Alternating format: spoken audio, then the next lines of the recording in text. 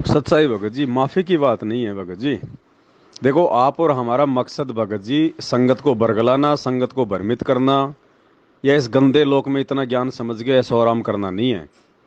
और ये सारी जिंदगी परमात्मा का एक ही काम थोड़ी है कि सत्संग ही सुनाते रहेंगे और हम खाते रहेंगे, पीते रहेंगे, सत्संग सुनते रहेंगे। परमात्मा ने सतलोक के लिए हंस भी तो तैयार करने हैं भगत जी। अब अब परमात्मा खुल के इन बातों पे बोलेंगे नहीं, और इन विषय विकारों से दूर हुए बिना हम सतलोक जा नहीं सकते। तो परमात्मा किसी को तो खड़ा करेगा ना खुल के बोलने के लिए। जब खुल के बोलेंगे तो लोगों को अच्छा नहीं लगेगा, तो अच्छा ना लगे तो लाख बार ना लगो भगत जी। हमारा मकसद सबसे पहले अपना आत्म कल्याण, उसके बाद परमात्मा की मजदूरी करते हुए भाई बहनों को समझाना। ठीक है, भाईचारा निभाना हमारा मकसद नहीं है। संगत में हम कोई भाईचारा निभाने नहीं जाते, साथ संगतियां भाईचारा निभाने के लिए नहीं है। ठोक ठोक के कहेंगे वो बातें जो बातें परमात्मा कहने के लिए प्रेरित करेगा। मालिक को भगत जी कांट छांट के हीरे मोतीलाल चाहिए, कबाड़ नहीं चाहिए। सारी जिंदगी इस कुत्ता कर्म में फंसे रहेंगे क्या? ठीक है, जिनकी शादी नहीं हुई, जिनकी अभी नई नई रवेणी हुई है, जिनके बच्चे नहीं है, उनके लिए हमने कुछ नहीं कहा।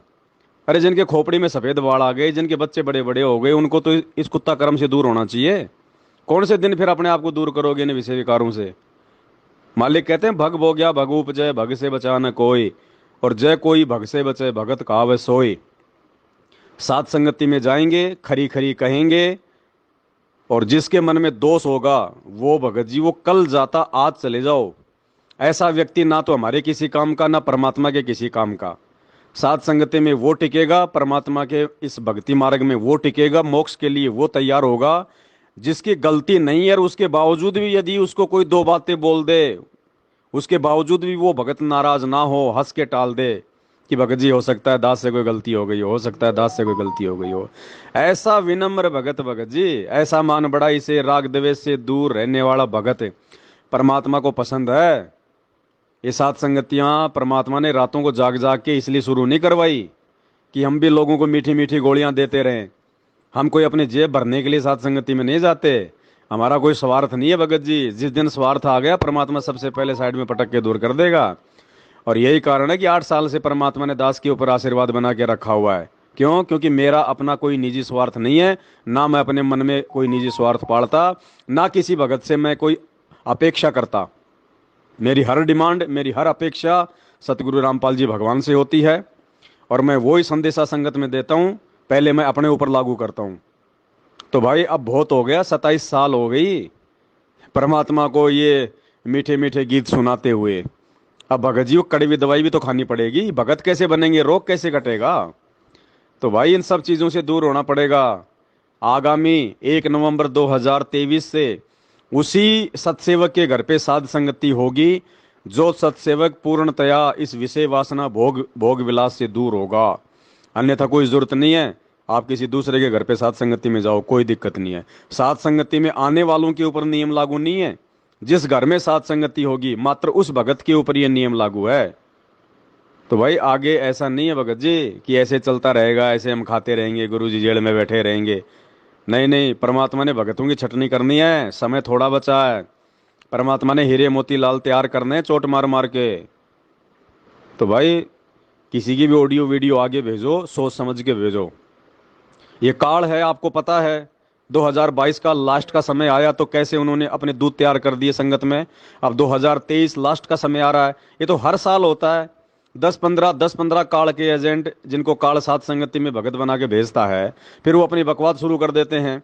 इसीलिए तो दास हर सात संगति में कहता है कि यहाँ रिश्तेदारी मत जोड़ो, यहाँ यार दोस्ती मत जोड़ो, ये भाईचारा एक दिन तुम्हारे को मार देगा। और जो भगत सात संगति में यारी दोस्ती जोड़ता है, जो भाईचारा जोड़ता है, उसी को काल लेके मर जाता है। क्योंकि वो भगत अपने 4-5 साथियों को अपने रंग में रंग देता है, उल्टी सीधी बातें बता के। अब वो उसके दोस्त होने के कारण उसका विरोध नहीं कर पाते। विरोध नहीं कर पाएंगे तो परमात्मा के विधान से नीचे गिर जाएंगे। क्योंकि राग द्वेष बड़े रोग हैं, यम के पड़े जंजीर, एक शत्रु एक मित्र है, भूल पड़ी रे प्राण। तो साध संगति में ना शत्रुता चलानी, ना भाई कोई मित्रता चलानी। हम कोई मित्रता या कोई मतलब कोई सके संबंधी जोड़ने का अभियान नहीं चला रहे। कोई किसी का मित्र नहीं है यहाँ इस गंदे लोक में, अपने गुरु जी के अलावा कोई किसी का मित्र नहीं है, और शत्रु तो कोई है नहीं। तो भाई साथ संगति में आओ, केवल सीखने के लिए, भगत बनने के लिए, बकवाद करने की जगह अब साथ संगतियों में नहीं है आने वाले समय में। चाहे कोई रहो चाहे ना रहो, हमने मैनेजमेंट की तरह धार्मिक धंधा नहीं करना, लोगों की भीड़ नहीं जोड़नी, हमने दुनिया को खुश नहीं करना, भक्तों को खुश नहीं करना। हम कोई नचइये नहीं है, हम कोई गवैये नहीं है जो दुनिया का मनोरंजन करने के लिए हम साथ संगतियों में जाते हैं।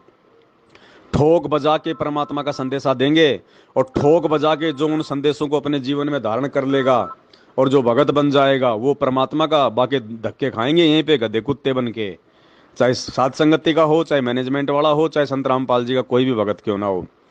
ये तो परमात्मा ने बोलना पड़ता है कि 84 में नहीं जाओगे, अन्यथा 84 में ही धक्का खाएगा वो भगत जो इस युग में रह गया। और इस युग में वही पार होगा जो विषय वासना, काम, क्रोध, लोभ, मोह, अहंकार, इन सभी भयंकर विकारों से दूर होगा।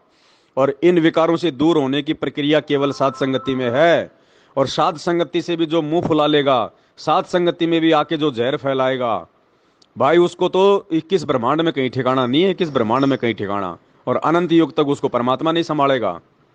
तो भाई साध संगति में ठोक बजा के संदेशा देंगे, और 1 नवंबर 2023 से वही भगत अपने घर पे साध संगति रखवाए जो भगत पूर्णतया भोग विलास से दूर है, काम, क्रोध, लोभ, मोह, अहंकार से दूर है।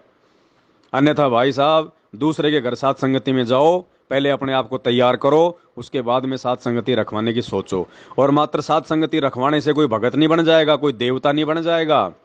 साध संगति रखवाने के साथ साथ में उसके अंदर वो योग्यता भी होनी चाहिए, वो गुण भी होने चाहिए, तभी परमात्मा दया बख्शेगा। बाकी हलवा बना बना के खाते रहो, इससे कोई फायदा नहीं है। और परमात्मा को भेड़नी चाहिए। मालिक कहते हैं मेरे साथ अगर एक भगत भी सतलोक जाने को तैयार हो गया, मेरे अनुसार अगर एक भगत भी चल पड़ा इन विषय विकारों से, काम, क्रोध, लोभ, मोह, अहंकार से, छल कपट से, अगर एक भगत भी दूर हो गया सही मायने में, तो भी परमात्मा का मिशन सफल है। परमात्मा भीड़ भीड़ लेके जाने का शौकीन नहीं है। तो भगत जी कोई यारी दोस्ती नहीं है, दास की तो किसी के साथ में कोई यारी दोस्ती नहीं है। चाहे मैं रात दिन में किसी के साथ में बैठूं, खाऊं, उठूं, किसी भी साथ संगति में जाऊं, मैं केवल उस समय जो परमात्मा का संदेशा देना होता है उसी बातों तक सीमित रहता हूं। और जिस भगत के घर से मैं वहां से निकल लेता हूं, फिर मैं पीछे मुड़ के नहीं देखता, सोचता भी नहीं मैं उसके बारे में कौन है क्या है। वो चाहे अपनी मूर्खता में सोचता रहे, चाहे मेरे बारे में कि मेरे घर पे पवन भगत जी आए, मेरे घर पे पवन भगत जी आए। पवन भगत जी कोई देवता नहीं है, पवन भगत जी भी 2 कोटि का जीव है। तुम्हारी तरह अगर ऐसे ही अगर भगत को महत्व देने लग गए अपने परमात्मा को छोड़ के, परमात्मा पीछे से लात मारेगा, पता नहीं कौन से ब्रह्मांड में जाके गिरेंगे, कौन से जो है नरक में जाके गिरेंगे। तो दास को भैया किसी से कोई यारी दोस्ती नहीं है, ना किसी से कोई दुश्मनी है। मुझे तो अपना आत्म कल्याण करवाना, और आत्म कल्याण होगा परमात्मा के जैसा बनने से। कीट न जाने भृंग को गुरु कर ले आप समान। ये यारी दोस्ती निभाते हुए असंख्य जन्म हो गए, यहीं गधे कुत्ते बन के घूम रहे हैं, कोई भी सामने नहीं आया। और भक्तों से यारी दोस्ती ये तो भयंकर भयंकर समस्याओं का कारण बनेगी। क्योंकि जब त्रिकुटी पे जाएंगे तो काल उस यार दोस्त के रूप में, उस विशेष भगत भाई के रूप में ठग लेगा। तो भाई इन सब चीजों से दूर होके अपने आत्म कल्याण की सोचो, सिर्फ अपने आत्म कल्याण की। ये कोई मान बढ़ाई का मार्ग नहीं है। 27 साल से परमात्मा चिल्ला रहा है, कोई फालतू में चिल्ला रहा था क्या? 8 साल से गुरुजी जेल में बैठे हैं, जेल में बैठ के भी परमात्मा जो है वो सत्संग कर रहे हैं, फोकट में कर रहे हैं, फालतू में कर रहे हैं क्या? 8 साल से दांस भोंक रहा जा जाके, दिन को चैन नहीं, रातों को नींद नहीं, कोई गुरुद्रोही कह रहा है, कोई गालियां निकाल रहा है, कोई लठ मार रहा है, काम धंधे से दूर। भाई ये कोई फालतू में चल रहा है क्या सिस्टम ये?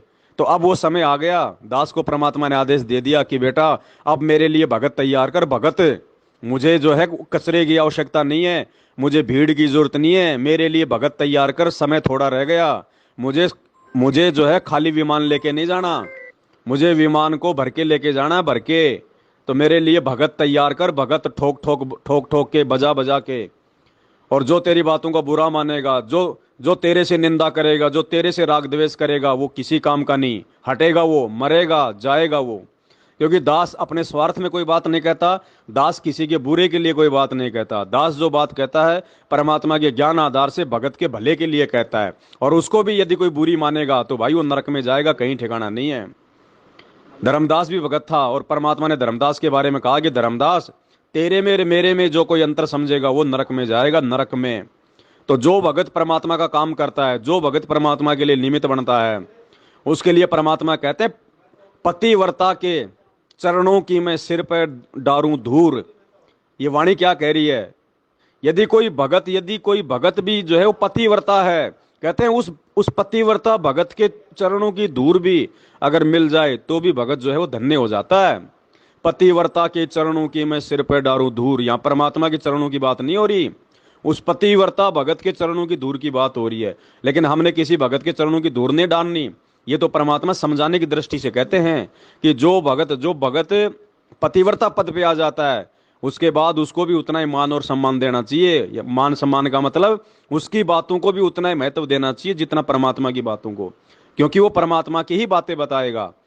वो आपका कोई घर उजाड़ने की बातें नहीं बताएगा, वो आपको कोई धन्ना सेठ बनने की बातें नहीं बताएगा, वो आपको कोई निजी स्वार्थ की बातें नहीं बताएगा। वही बातें बताएगा जिससे आपका आत्म कल्याण हो सकता है। और जो इतना नहीं कर सकता वो किसी काम का नहीं भगत जी, ये कचरा है। और कचरे को परमात्मा साथ संगति में नहीं रखेगा। चाहे एक ही भगत क्यों ना तैयार हो, परमात्मा उससे भी बड़ा प्रसन्न होगा। क्योंकि परमेश्वर कहते हैं अकलमंद एक घड़ा और बिना अकल के लाख। बिना अकल के चाहे लाख क्यों ना हो, परमात्मा के किसी काम के नहीं।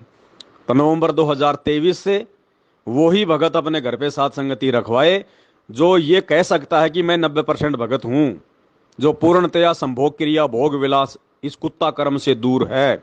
और जो अभी तक इस कुत्ता कर्म से दूर नहीं हो पा रहे, 27 साल की गुरुदेव की मेहनत के बावजूद, वो भाई अपने आप को उस कुत्ता कर्म से दूर करने का प्रयास करो।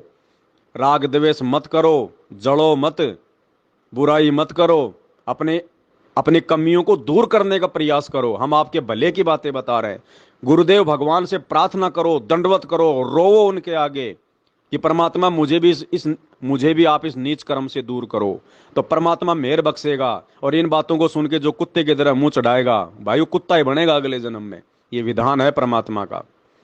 फिर सरेआम रोड पे करेगा वो संभोग क्रिया पूरी दुनिया के सामने। जो आज भी इतना अनमोल ज्ञान लेने के बाद भी संभोग क्रिया से दूर नहीं होगा।